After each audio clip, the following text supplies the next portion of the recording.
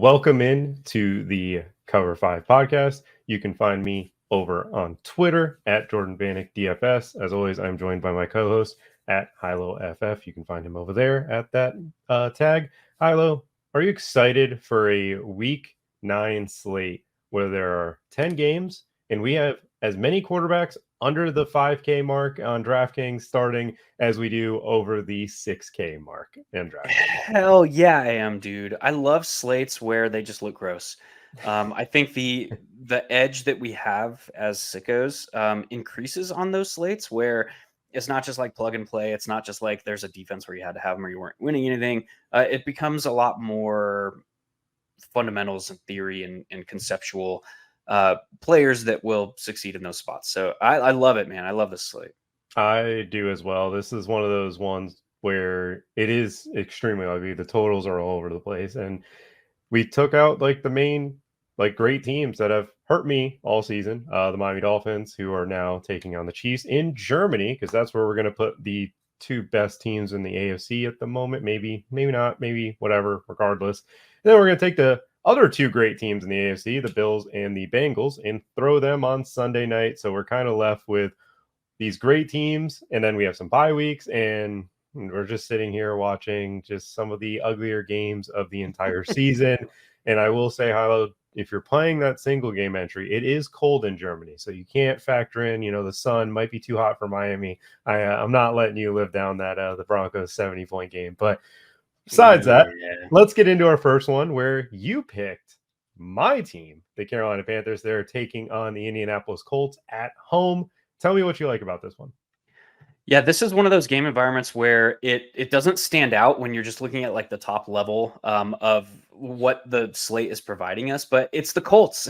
I'm just going to continue to follow the Colts until they prove otherwise. They're playing with pace. They're attacking downfield. This team is fun to target for fantasy purposes. What's most interesting to me, but what's most interesting to me is the fact that the Carolina Panthers have just kind of their defense has just been worn out as games progress this season. That has led to increased rush rates after the half and we have this situation in the Indianapolis backfield that has some levels of ambiguity. We saw Jonathan Taylor, 82 rush yards in the first quarter last week, and then basically fell off a cliff. Did not reach the 100-yard bonus. Saw Zach Moss handle a lot of the stuff. There was a point in the second quarter where it looked like he got hurt, took himself off the field, didn't play the rest of that possession, and then played like one snap on the first possession of the second half. But then there was a presser after the game where he was like, "No, I wasn't hurt. It was just kind of flow of the game." It was like, "Oh, well, what WTF, mate? Like, what you doing?" But I don't know. So there's a lot of ambiguity there, but there's very clearly some upside. One of the first bets I made this week was a Jonathan Taylor ladder up to 110 rushing yards. I think he gives the juice to provide a very, very elite ceiling in this spot. Whether or not, and we kind of, in the same sense, we've had Shane Steichen who told us up front how he was going to handle Jonathan Taylor returning to the roster. He's kind of made good on that in the time frame that he gave us before he came to play was 4 weeks. We're going to ramp his activity up over 4 weeks. 15% snap rate went to like 30 something, went to 50% snap rate. And then last week he was at 61% snap rate. So does that continue to the 65 to 70% range? We don't know. We also know that Shane Steichen has kind of said, like, he was asked point blank. I said point break. I was like, you're blanking on point blank, dude. Point blank. He was asked, is Zach Moss the reason that Jonathan Taylor is not seeing 20 touches every week? And he was kind of just like, yeah, he kind of is. So we know Zach Moss is performing when he's given the opportunity, but on this slate, in the context of we might not see very many 30-pointers put up from his fantasy perspective, I think Jonathan Taylor very clearly has paths to hitting 100 yards, to catching 3 passes for 30 yards, to scoring. And that's kind of what you need to hit 25 plus fantasy points at running back right now. Yeah, I don't mind the Taylor call at all. He has definitely made my pool. Carolina switched up a lot of their defense this past weekend, which was really Strange. I mean, it was coming off a bye week, so if you're going to do it, it's at any time. It's kind of that. We went more single high or cover one, I should say, like manning up Yeah. the Houston Texans. We also showed a lot of two safeties deep pre-snap, which threw off Stroud because that is something we did not do the entire season. And at the end of the day, Stroud kept checking to these run plays because he's like, well, we got two safeties deep.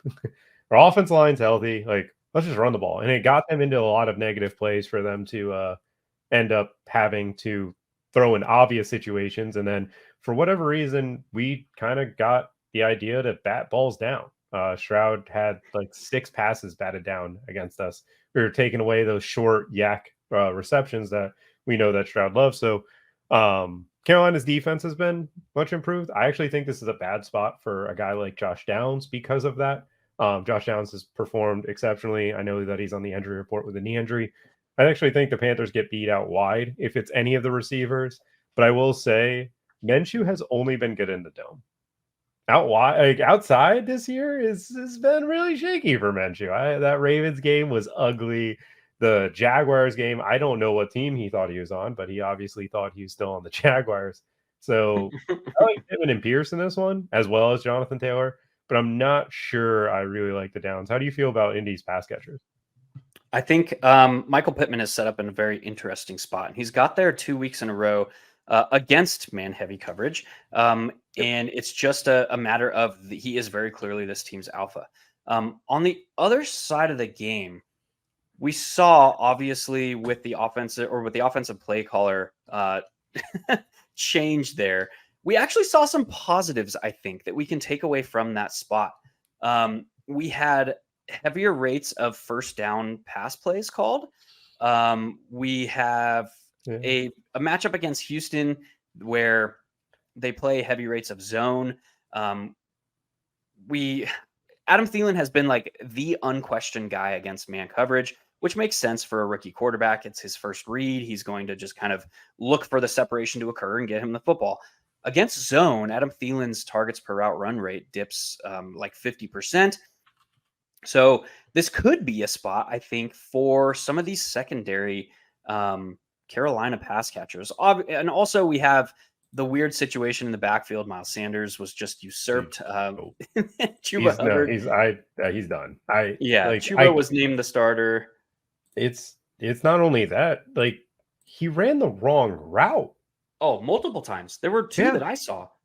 That's what I watch every single snap because one, I invested a lot into CJ Stroud, which was heartbreaking to say the least. Obviously, it's my favorite team, so it's kind of like we won. I'm happy that the Carolina Panthers found a victory. Bryce Young getting his first win is definitely pressure off of this team to play a little bit free. But my God, was Miles Sanders just atrocious. I thought, for me, again, I thought his inefficiencies were due to the injuries that he had suffered because like a shoulder, ankle, whatever, that's something he's dealt with. To get just out, like, yeah, you're not on the field. Like he is just no longer the guy. Like Chuba Hubbard for me on DraftKings, way too cheap. The Colts run defense has been shaky in recent weeks and just kind of overall this year. And for me, another week of, again, Austin Colbert coming back from injury. Mm-hmm. I don't know if Ike Okonkwo can pass block. I don't know if you saw the thread from Josh Norris about him. It's bad. He got I think Bryce Young got sacked 6 times, if I'm not mistaken.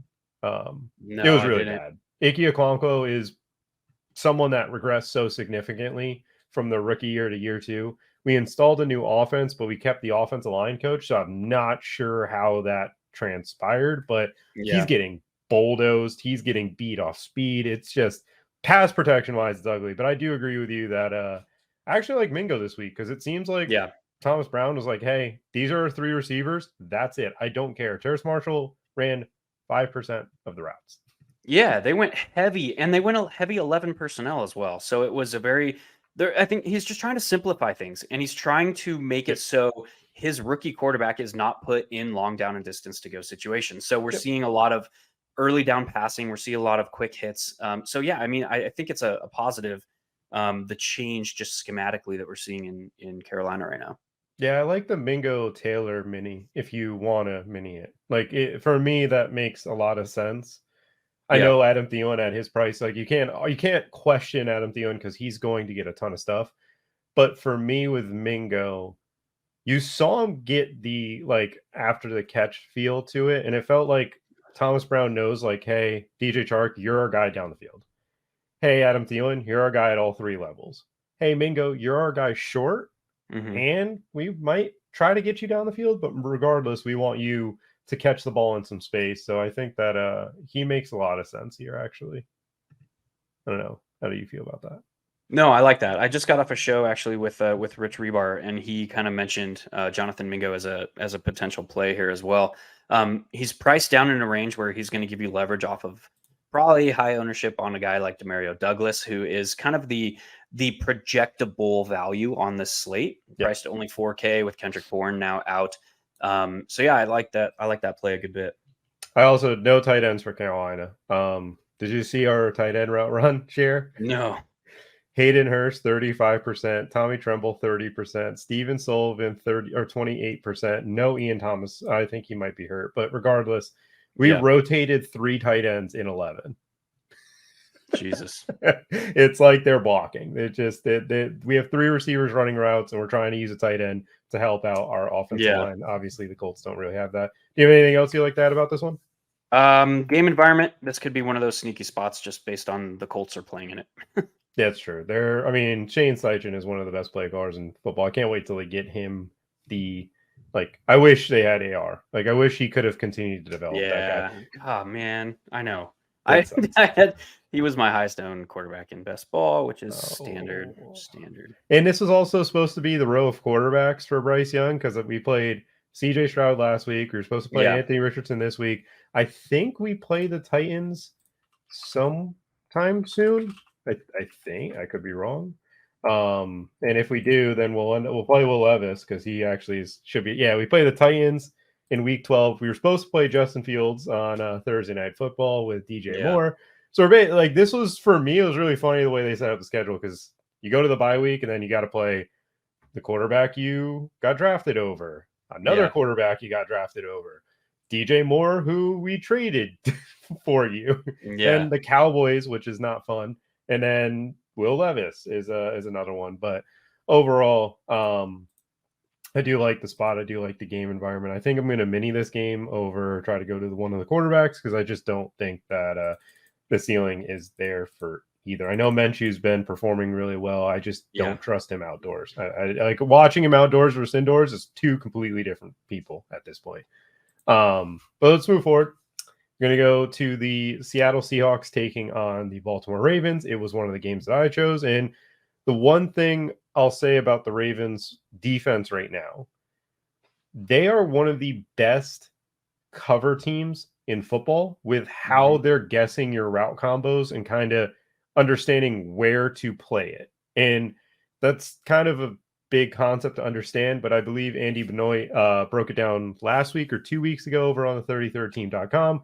He talked about how the Ravens coverage is right now the best in football. And when you watch it, it shows up. They are guessing your routes. They are getting their guys in space. They are creating just havoc when you try to throw the ball. But as a result, the run defense hasn't been as good as recent weeks. And now we have Pete Carroll, who literally is coming out and just gloating about Zach Charbonnet. And obviously he had more snaps than Kenneth Walker last week for some reason, after like Kenneth Walker was just the guy. And Kenneth Walker didn't even run bad. That was like the weird thing about the whole situation, is that like Walker didn't fail for Sharp to get. Like Sharp that game, they had their highest pass rate over expectation game of the season. So I think that might have been somewhat to do with that. Neither of those backs and the Seattle pass game is not going to involve the backs to begin with at a high rate, but neither of those backs are necessarily known for their pass catching chops. So that was kind of weird for me as well, but I just want to throw that nugget in there. Yeah, it's a strange situation. So it's like Charbonnet is an intriguing GPP. I think he's more of a MME type of play this weekend because, again, Ravens defense has not been great. This is a weird slate where, I'm considering a sub 5K running back that Who knows what Pete Carroll is going to do at the running back position with Kenneth Walker? Like, this could be a week where Charbonnet gets 18 touches, and just because it's the Ravens, they get to the goal line, they got to score points, they give it to him over Kenneth Walker. Don't know if that's going to be the case, but I think MME people should consider him and keep them in their pools and go slightly over the field. On the perimeter, I think this is a DK Metcalf week. Metcalf is just someone that can beat that style of play. Like, oh, you know my route? Cool. I'm DK Metcalf. I can beat you down the field. I can win in contested situations. I'm the guy to get that done. Tyler Lockett, on the other hand, I don't think he's going to thrive in this particular matchup because of that. I think he is phenomenal. He's really good at understanding everything that's coming at him. But at the same time, the Ravens feel like a team that if they're guessing your route, guessing kind of what you do, Lockett doesn't give you anything after the catch. And now he's got to get open when they kind of know what's coming. That's an interesting one. And then you flip to Baltimore's at home. We've seen Lamar Jackson play in the spot against the NFC team that has a lot of great things going, that has been a really good defense this year. And then he killed the Detroit Lions, and he threw for 300. They had no answer. Yeah. Seattle Seahawks input 2 new defensive ends with Frank Clark, and now they traded for Leonard Williams. That's an interesting dynamic because do they know their run fits? How much are they playing? And when they rotate, is there familiarity with that defense line in general? And we also know Seattle has been a really good run defense this year. It's what they've kind of built for their team this year with Draymond Jones coming over and just the way that Bobby Wagner out there. So it's kind of like you want to throw against them. And when they've played a mobile quarterback this year, they've lived in cover 3 and 4. They play a ton of zone. They do not go man up as much. It happened with the Daniel Jones game, and it happened with Josh Dobbs. Those guys aren't Lamar Jackson, but that's what they have done. And Lamar, when you go those 2 coverages, he kills you. It's a weird thing where you want to play these zones against Lamar because you want your eyes on the quarterback and when he escapes and all this stuff. But then you look at the matchups that Lamar struggled with, it's been man-heavy teams. And it's been teams that like TJ Watt and Alex Highsmith who collapse that pocket and get after him. So if Seattle decides to play the coverages they've played all year, this is a game where Lamar Jackson can just throttle them. And the 2 players that do it are Zay Flowers and Mark Andrews. Yeah. I know that Odell, Bateman, Gus Edwards had 80 receiving yards against that Detroit Lions group. Zay Flowers and Mark Andrews are the pathway for them to be great in this matchup because I think the Seahawks secondary is just much more talented at the moment than that Lions team was coming into it. And I don't think the ancillary pieces of that game will be the way to get there. So for me, Zay and Andrews have a huge target share. I think it would be super intriguing to go the Zay Flowers, Mark Andrews, Lamar Jackson. And the way you afford it is by playing Zach Charbonnet at the 4K range, hoping maybe Lamar fumbles early on, hoping that you get a goal line or 2 touchdowns with Sharp because that's his pathway. And then you could obviously bring DK Metcalf if you just want a full-on game environment. But overall, I love this game from a GPP perspective. I don't think it's going to get as much love as it's projected right now. I think everybody's going to go to Philly and Dallas. How about you, Hilo? Yeah, I like that shout. There are definite paths when you talk about any game that the Ravens are involved in for the game to develop into a shootout. Yep. We know that they are one of the lowest pass rate over expectation teams. We know that they average the second fewest pass attempts per game this season, but we also know that like their new offensive coordinator has proven that they're able to and willing to open it up should they be forced to. So the game environment opening up actually comes through Seattle in this game because we've seen Shane Waldron. We've actually seen the Seattle Seahawks for the first time in like a decade game plan specifically to exploit their matchup that is their opposition is going to show them, which is huge in this spot because the Ravens have been so elite. What the Ravens are doing also is they're playing man coverage at a top 10 rate. I think they're 9th in man coverage rate. And we look at like what that means for the Seattle Seahawks. DK Metcalf has a 37.5% targets per route run rate against man coverage this season. We saw it last week where he saw 14 targets. He only got 5 of them, but he is the guy in this offense against man coverage. So again, like, how are the Ravens going to approach this spot? You talked about Seattle and some of the ambiguity there as far as defensive play calling, but there's also that in the Ravens as well. We've seen them go a little bit more man heavy in certain spots, and this could be one of those spots as well. So there's a lot of potential upside in this game, I think. DK Metcalf, we alluded to the fact that there's not a lot of places to pay up this week. DK Metcalf is sitting there with elite underlying metrics against man coverage. And it's not like he turns into a pumpkin against zone. He's still seeing about 22% targets per route run rate against zone. So he can get there. But on the flip side, for the Ravens, when Odell Beckham Jr. in this stage of his career is leading your team in targets per route run rate against man coverage, I think that kind of tells you everything you need to know about how this team is built to win through the air.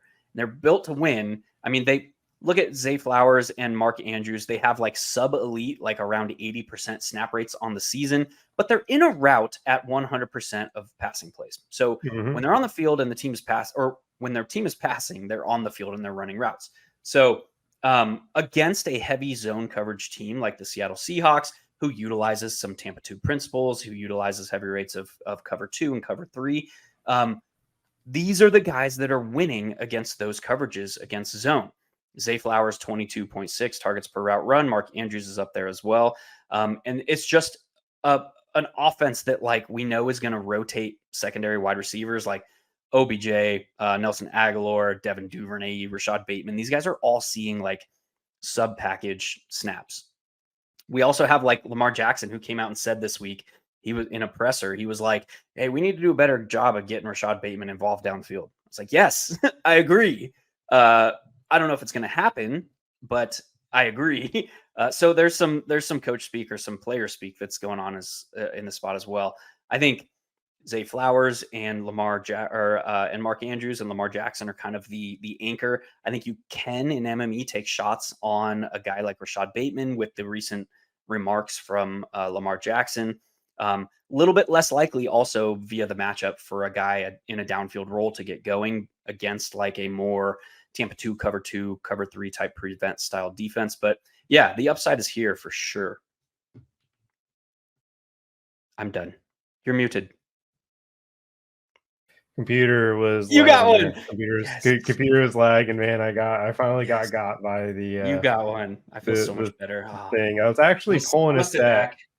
I was pulling a stat for the 2 games from now. Well, 2 games we're going to break down later, but yeah, I agree with you on the Lamar Jackson spot. I think you should. I think I would rather take a shot on Bateman than Odell. This doesn't feel like even if they go man coverage, Odell hasn't looked great. Like, yeah, he's just age, injuries, all the stuff in between. He's obviously trusted, but Bateman feels like he's getting healthier. He looks good when he gets on the field, when he does get these targets. Lamar obviously has found a love for Zay Flowers. Everybody wants to complain about Zay Flowers getting scheme touches. I don't care what touches they are as long as they get them. And Zay Flowers, to me, looks the part of an agility-based receiver, similar to what we've seen from like Antonio Brown and some of the other guys that became great later on. We want to take away from a receiver that's his offensive coordinators scheming him touches. Yeah. What? Why would we want to do that? Like, I don't care that Zay Flowers does not get a ton of work down the field. I think that's there. I think if they want to do it, they can. I think that Zay Flowers dropped he dropped a 40 or 50 yard catch on the Steelers, just went right through his hand. Because again, the Steelers play the dark arts of magic. I don't know what they do. They just make everything. They just do it every year. And I'm so sick of it. I'm so sick of watching them go 9-8, 10-7. But every time you watch them, you're like, how is this team winning games? Like, they beat the Ravens. They beat them. Yeah. They won a game where they didn't have yards in the fourth quarter and they were losing. Like, how? Oh, that drives me crazy. That just doesn't make me I hate them. But moving on. I love this game. I like the idea of getting the Lamar side because I don't think he's going to be a lot heavy owned in this respective slate, and we're going to see a lot towards that Dallas Philly game, which we'll get to in a little bit. But as we move forward, be sure to check out all the things we got going on over at the 33rdteam.com. We've got fantasy rankings, we got football analysis, we've got quarterback rankings. We've got a lot of real football analysis over there. But Hilo, kick it to you for your next game. Tampa Bay Buccaneers taking on CJ Stroud and Texans. Texans are at home in this matchup. It's in a dome game. Tell me what you love here. Everything. Nice. I knew Baker was going to be like the guy. Like you're just like Baker Mayfield, 100%ing him in my MME. No, dude. You love him so much. I know it. Yeah, I'm just going to play Zach Wilson. Oh, you sick. I'm kidding. He's on Monday night. You can't even play him. Jesus. Oh, you sick. I got you, dude. You got me good. No, both of these defenses, I think it starts with the defenses. Both of these defenses present a very clear pass funnel nature. We have Vita Vea, who is coming back, or likely. It looks like he practiced in full on Thursday. So we're waiting for the practice report there. But it looks like Vita Vea, who is one of the better just pure run gap. He covers so much ground. He's everything. Well, yeah, he is against so the much run, ground, dude.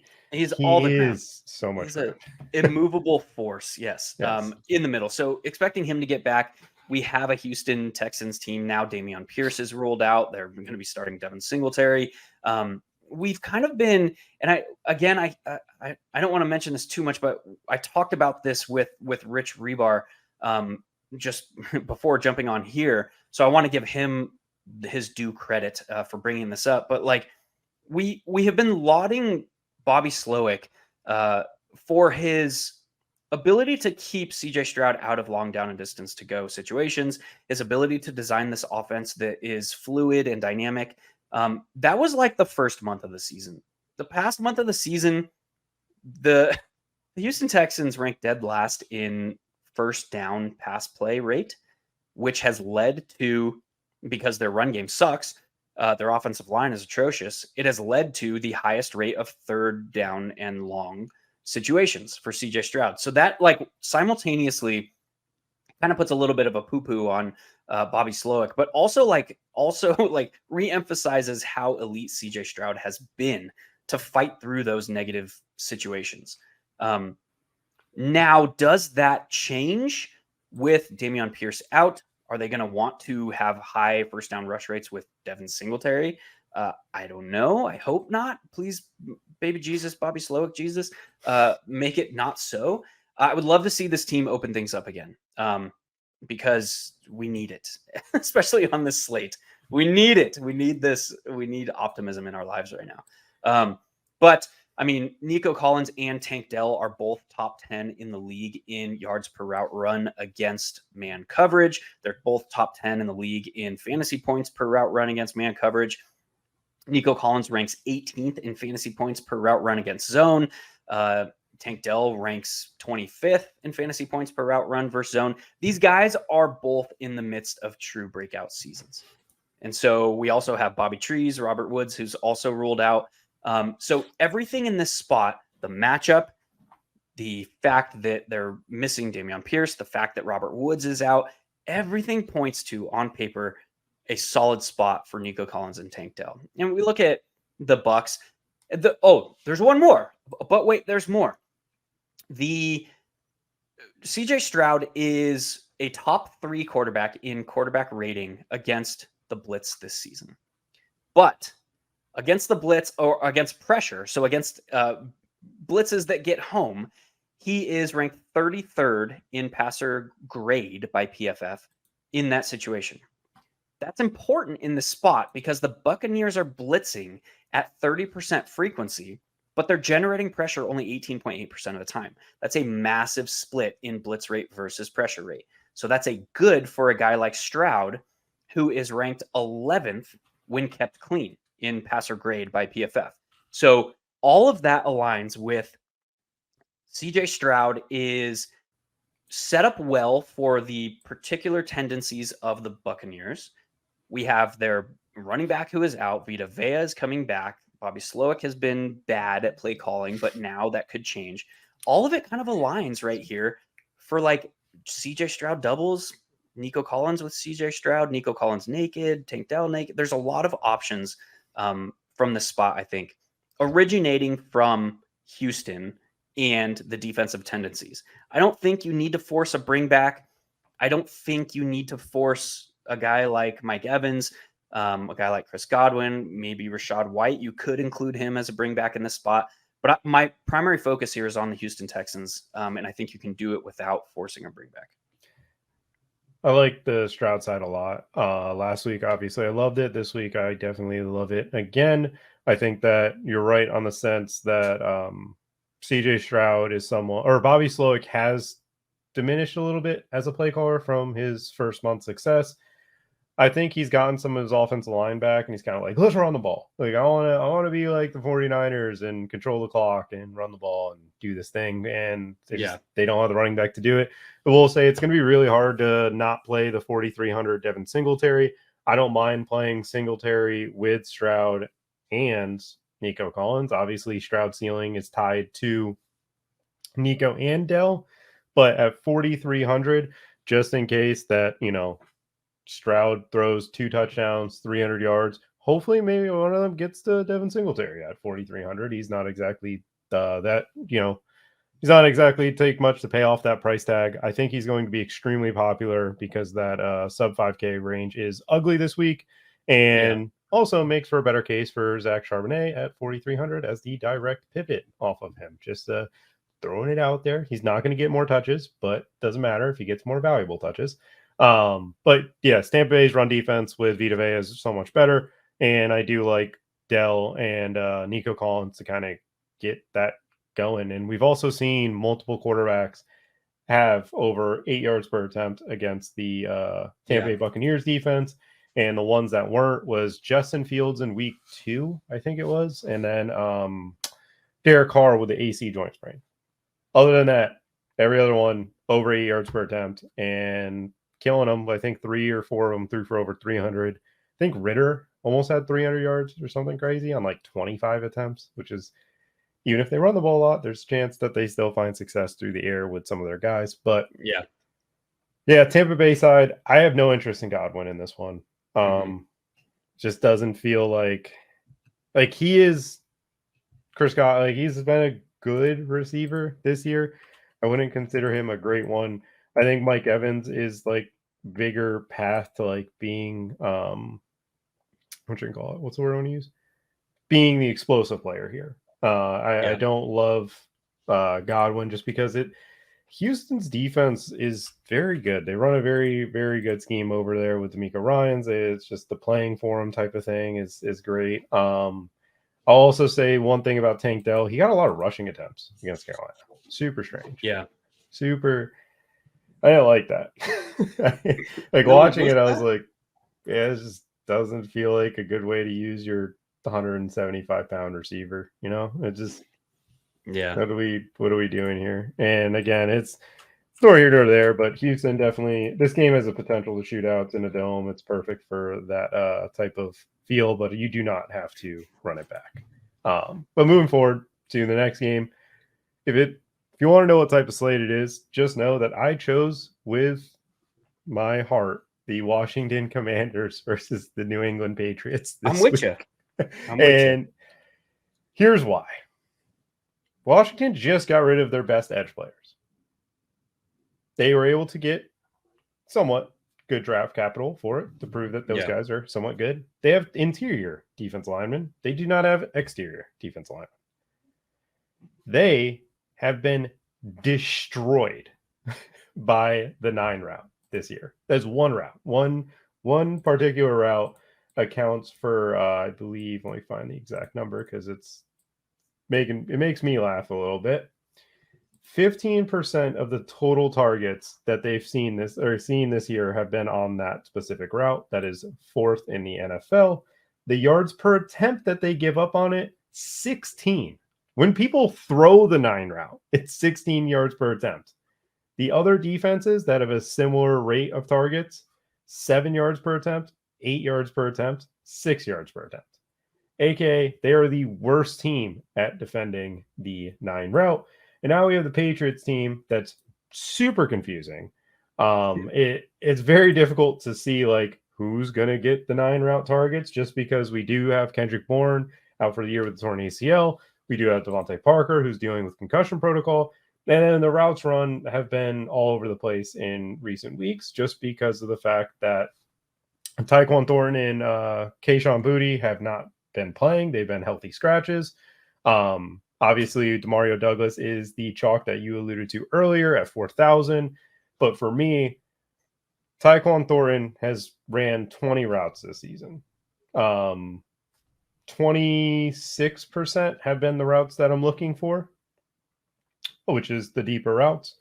Demario Douglas is at a higher rate. Demario Douglas is a totally fine play in this spot. But the one thing that the Washington Commanders have struggled with most is players who play out wide and run the 9, which brings in a player that is a complete bust in his where he got drafted. And lay it on me. For this week, I do not mind. You said lock him in. That's what I heard. Jalen Reagor. Yep, Jalen Reagor with a straight face is a player that I like this weekend. I don't know. That's just the state of the slate. That's where we're at. 20% of his routes are 9 routes right now. He plays out wide, and he's going to probably play a ton of out wide snaps with no Devontae Parker. If Kayshon Boutte is active, I prefer him over Reagor, but Reagor has been the guy with Boutte on the team. Patriots are a strange group right now, but it feels like somebody here, whether it's Juju, Demario Douglas, Kayshon Boutte, Tyquan Thornton, Jalen Reagor, one of these guys is going to catch a long ball.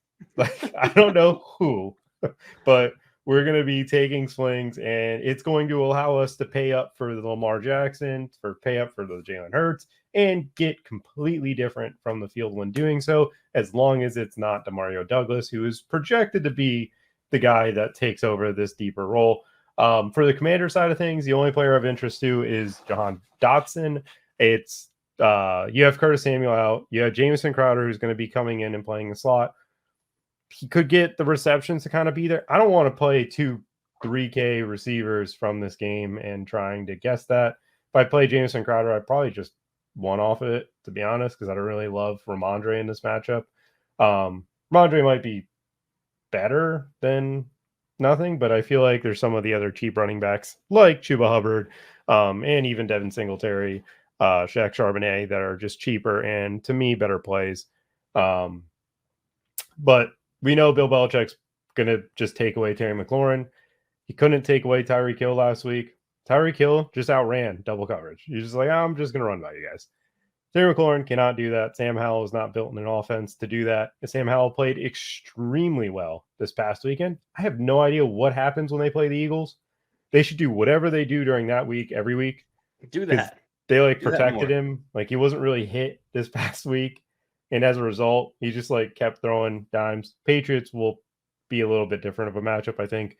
Bill is still one of the top defensive coordinators, defensive play callers in football. And he's just going to be getting to Howell and doubling Terry McLaurin. And it's going to have to be Jahan Dotson or Jamison Crowder to get any production. But I'm not exactly loving that spot. Do you have any interest in this game at all? Yeah, I think so. Like you mentioned with New England, where do we go for the pass catchers? Devontae Parker picked up a concussion in week 8. He's probably not going to play if we look at recent NFL trends. That leaves, with Kendrick Bourne out, Juju Smith-Schuster, Demario Douglas, Jalen Reagor, maybe Tyquan Thornton, maybe Kayshon Boutte. I don't know. What do they do? Yeah. What do they do? But as you mentioned, we want to be targeting the downfield stuff. I think Demario Douglas he's probably going to have, I haven't looked at ownership when we record this, but he's probably going to have some ownership. I'm okay right now playing into that because I think you can differentiate elsewhere. But I like the Jalen Reagor call. I think a guy like Tyquan Thornton might see some snaps. I don't know. On the other side, you mentioned. Oh, sorry, I don't mean to cut you off. I was just pulled up. I sorted it incorrectly earlier. Yeah. Juju Smith-Schuster's third on the team in target share on 9 routes this year. Interesting. And we know he's played out wide more recently. He's not necessarily the slot guy. Obviously, we know his knee is not exactly good. Second week off of injury. But he played last week. So he So got a there's that. touchdown. He had a touchdown. He's third on the team in target share on 9 routes, behind Bourne and Devontae Parker. He has more targets on 9 routes this year than Demario Douglas, and obviously all the other guys I mentioned. Because like I said, Booty has 4 targets on the year. Tyquan Thornton has 3 targets. Rieger has 3 targets. So, I mean, a 3,100 Juju is probably the actual play as the pivot. I'm going to correct myself. I'm going to go with Juju Smith-Schuster. Hopefully you didn't stop listening to earlier. I'm going to go with Juju over Demario Douglas because just so you're aware, the sites that I use for ownership projections are Stochastic and ETR, just to be transparent. It looks like they're giving him between 20 to 30% right now. And Juju's not played as of this morning. So give me Juju Smith-Schuster. Say it, dude. Say it. Juju Smith-Schuster. He's going to There it TikTok is. dance his way into the end zone. All right. That's There what he's we going to go. do. But continue. Yeah. On the other side, I think Jamison Crowder is highly interesting. We just had what's Curtis his Samuel name? ruled out. Curtis Samuel. Curtis Samuel's ruled out. Thank you. And Curtis Samuel has I've noted previously is kind of the schemed usage guy for Eric Bieniemy. We know, like dating back to Eric Bieniemy's time in Kansas City, that he likes to utilize a scheme usage role. Looking at last year, that was McCole Hardman to start the season. He had all those touchdowns. And then it became Jerick McKinnon, and he had all those touchdowns. So I think that role is valuable. And we saw Jamison Crowder put up 7 for 95 and 1 on 7 targets last weekend. Yes, like this is a different spot. We're not going to have the same pace of play. But if we think about like what Bill Belichick is likely to take away here, it's likely going to be Terry McLaurin. We're probably going to see heavy man coverage out of this unit. Jahan Dotson can beat that. Actually, I want to check their splits in man real quick while we're talking. But that should open up some stuff underneath for Jamison Crowder, who is likely to take on a schemed usage type role. We look at this team's target rates against man coverage. Terry McLaurin, 22.7% targets per route run, sub elite. Jahan Dotson, 10.4% targets per route run against man. So these are trends that are noticeable. And that's noticeable because the Patriots are in man coverage at a 30% clip. So, Jamison Crowder has 4 routes run, but he's seen a target on 2 of them against man coverage. But you look at Curtis Samuel against man coverage. He was kind of the secondary option. He had a 19.4% targets per route run rate in this offense, and that was only behind Terry McLaurin at 22.7%. So to me, this kind of tilts a lot of target expectation towards the short intermediate with the pressure that we're expecting. So I think Jamison Crowder is a very, very interesting option. Direct leverage off of Demario Douglas at a cheaper price, kind of what we're talking about. So to me, if I'm going to a cheaper option as opposed to going to a New England kind of more guessing game, I'll go with probably Jamison Crowder in this spot. Yeah, I don't mind that. I think for me, I guess where we're at is Juju or Crowder. I don't really want to play Demario Douglas. I know what he's been this year. I know that he has been solid. I know he's at a 4K price tag, but again, Juju down the field, Jamison Crowder, short intermediate. Jamison Crowder seems like such a safer play. So I'll lean your way on that, but I do believe that Juju can get a deep ball. All right. I don't know if it's going to be a good one. I don't know if it's going to be accurate. I don't know if he's going to have a chance to catch it, but I do know deep ball. And that is, if you want to play the Patriots side and you want to play a Patriots receiver, go Juju. If you want to pivot off of both, go Jamison Crowder. I think that's the way you sum it up. Yep. True. Okay. Moving forward, instead of that sad game, let's talk about the game of the week. The one with the highest over under, the one that's going to get the most exposure. Dallas Cowboys traveling to Philly. Take on the Eagles. Starting from Dallas's defense, they love man. They play man against Jalen Hurts. They do not care. They will play man. They will most likely go with some delayed blitzes from Michael Parsons. They used him as that chess piece last year, and they were probably going to be able to do that this year. And the one thing I'll note about the Cowboys is they've used a little bit of cover for the last 2 weeks. Granted, the Chargers, little different of a team, and obviously the Rams, they are blowing them out. So it's like, how much did they really want to use of that? Just probably the product of what was going on. AJ Brown against cover one. Too late on us. 56% target share with a 6.5 yards per route run. That doesn't make sense. That doesn't, in my head, I can't comprehend at this point in the year. It's been him. And if it's not him, it's Devonta Smith, who is a 24% target share against cover one, which has been phenomenal. Like, that's a good number to hit. If you're playing Jalen Hurts, you double him with AJ Brown and Devonta Smith. You don't think about it. You don't want to go to Julio. You don't want to go to Olamide Zaccheaus. You just play those two with him, and you hope that he shoots out just like Minshew did when they played in Dallas last time. But I will say, Dallas is going to be the first team against the Eagles that truly have the bodies. The Dolphins didn't have it with Eli Apple and Kader Kohu. The Commanders don't have it with a 160-pound corner, and doesn't really matter. Kendall Fuller. Cowboys with Gilmore. Gilmore actually gave AJ Brown a little bit of problems last year when he was in Indy. That was a game that was really bad for the Eagles. It was one of those "what are we doing here" moments. And it was, I think, Jeff Fatteray's first or second head coaching game, and Sirianni was yelling at the sidelines, "This one's for Frank. This one's for Frank." But overall, on the flip side of things, Philly, another cover one team. They've used a lot of that this year.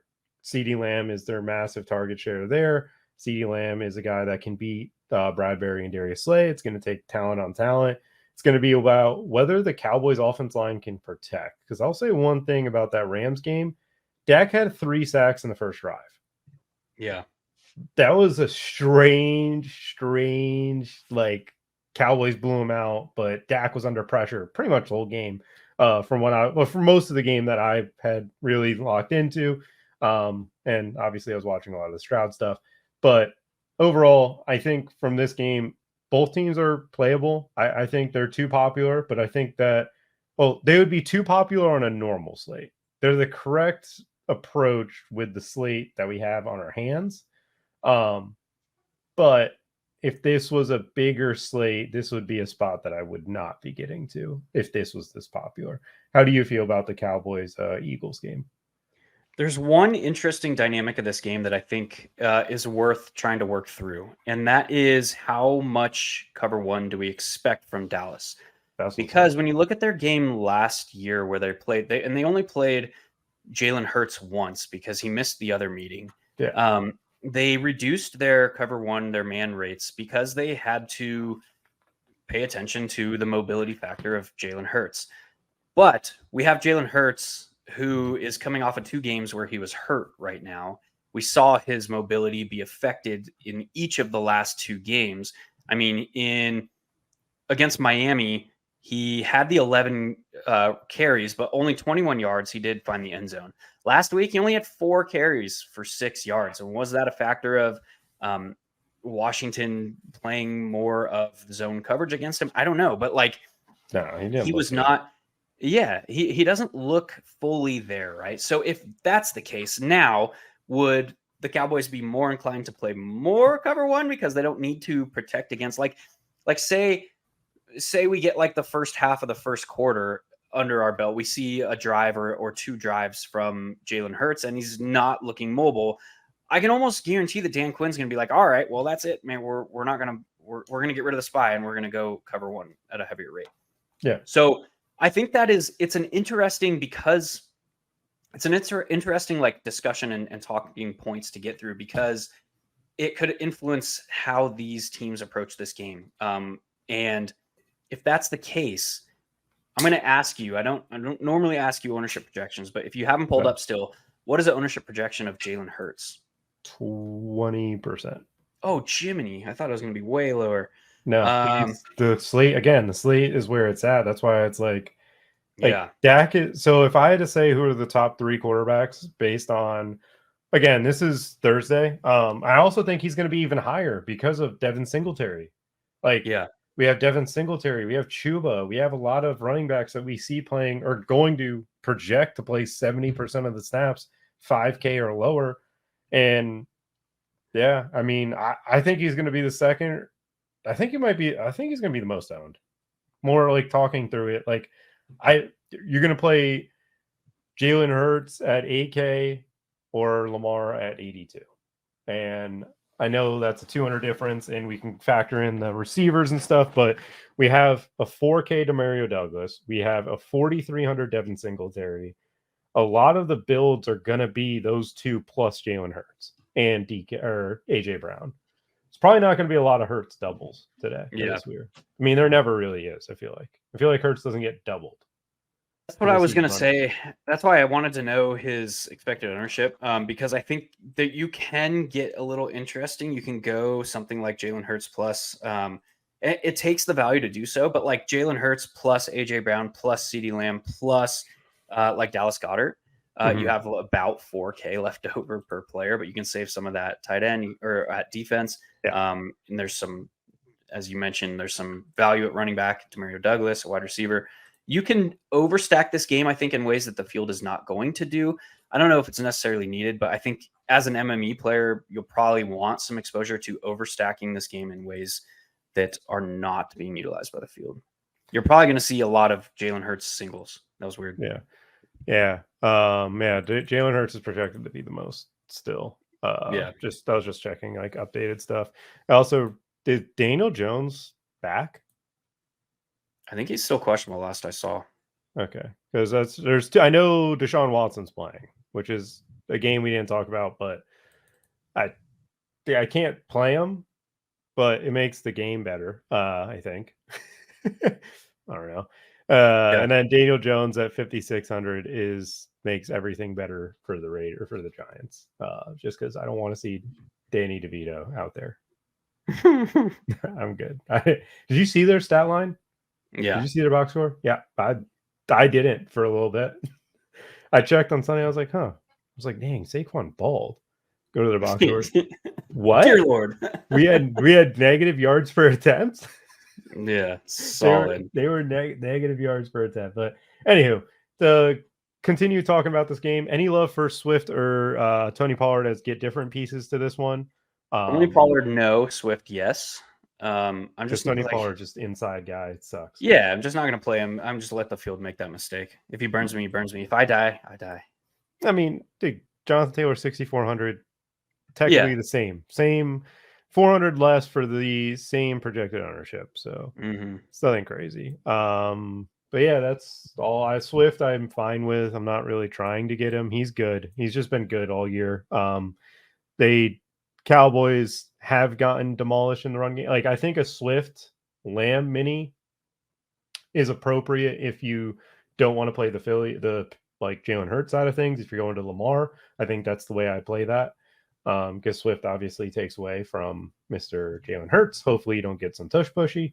And you continue on. But let's give to go to the end of the show where we give our favorite value and then our favorite slate breaker. Hilo, kicking it to you. Who is your favorite value on slate? Oh, so I didn't prepare this ahead of time, so I'm going to shoot from the hip here. Good. I love when you shoot from the hip. I think we know this. We do this every week. I know. It's been a week, man. It has been. Yeah, it has been tough. I'm gonna go with Jamison Crowder. I think Demario Douglas is too easy. I'm gonna go with Jamison Crowder. In that, and plus the leverage that is gained off of Demario Douglas there. I think he's super interesting. I'm going Chuba Hubbard. Panther fan here as take it for what you want. I don't usually talk highly of my players except for Adam Thielen this offseason. So you go check that one out if you want to see me talk up Adam Thielen as he's the top 12 receiver in fantasy production. Don't got to go that route. Chuba Hubbard, he's the guy in this offense. He's a full-time running back at the 5K price tag on DraftKings against the Colts defense that is just not very good in my opinion. I also think that Thomas Brown wants to continue to build off of Bryce Young's success, and the way that he does that is by establishing the ground game. The Texans' run defense was aggressive and out there. I don't think we're seeing that from the Colts because you also have guys like Shaq Leonard supposedly not happy with the role that he is on this defense. And they're an interesting bunch where they give up big plays to running backs, and Chuba Hubbard is someone that can create that big play. And Miles Sanders seems to have been benched, as we alluded to earlier, running the wrong routes and stuff like that. It's been frustrating to watch him, but Chuba Hubbard has been good, and for some reason he is less popular than Ramondre Stevenson, who is 400 more. But also, I'll add Christian Watson as one of my favorite values. Deep ball, that's all he's got. That's all that matters. Rams, if you think about the touchdowns they've given up, sideline deep balls, and that's where I'm hoping Christian Watson gets his love. Romeo Doubs has been the guy on those, but Christian Watson is just the more explosive player. Just about if Matt LaFleur actually wants to create that type of offense, and if Mr. Jordan Love is not afraid to throw it, because he seems to be timid in this one. But go to your favorite slate breaker, Hilo. Who do you got there? Again, let me think. I want to say AJ Brown, but I'm not going to go there. I'm actually going to go to we're going to go to Mr. Jonathan Taylor. Yeah, yep, we're going to go Mr. Jonathan Taylor. The spot is just that good that I think even if this kind of is multifaceted, the spot is so good that even if he doesn't see a 70% snap share, he can return one of the top scores, raw fantasy point scores on the week at the running back position. But you also have the additional out that he could see an increase in utilization. That makes a lot of sense. I am going to Saquon Barkley. Didn't ever think I was going to say that coming into the week. But when you look at the past two matchups for the Raiders, I know they fired their coach. They're going to be extra motivated, all that, yada, yada. Jahmyr Gibbs absolutely gashed him. Also did it. Deontay Foreman. It seems like the run defense, the run fits just aren't there for this team. What did Saquon do last week? Well, he got 33 carries, I think, against the Jets. I know Daniel Jones may play, may not play. I think Daniel Jones helps Saquon be even better because guess what? Daniel Jones is coming off of a neck injury. I hope they're not designing runs for their quarterback coming off of neck injury, and Saquon Barkley will be that. Alvin Kamara obviously is another guy that could smash the slate against the Chicago Bears, playing at home in a dome and all things going on there. But I think Chris Olave is very intriguing in that one, but it seems like the field is trying to get to him as well. Ilo, do you have any other thoughts before we close out the show? No, man. Crushed it. Nice. Let's get going. Hopefully you guys take this advice. Hopefully you check out both of our articles that will be coming out tomorrow, and then our top plays, which is a collaboration between me, Hilo, Josh Larkey, and Ryan Reynolds. Check out the Player Prop Happy Hour show. Check out everything we've got going on over at the 33rd team. See you guys next week.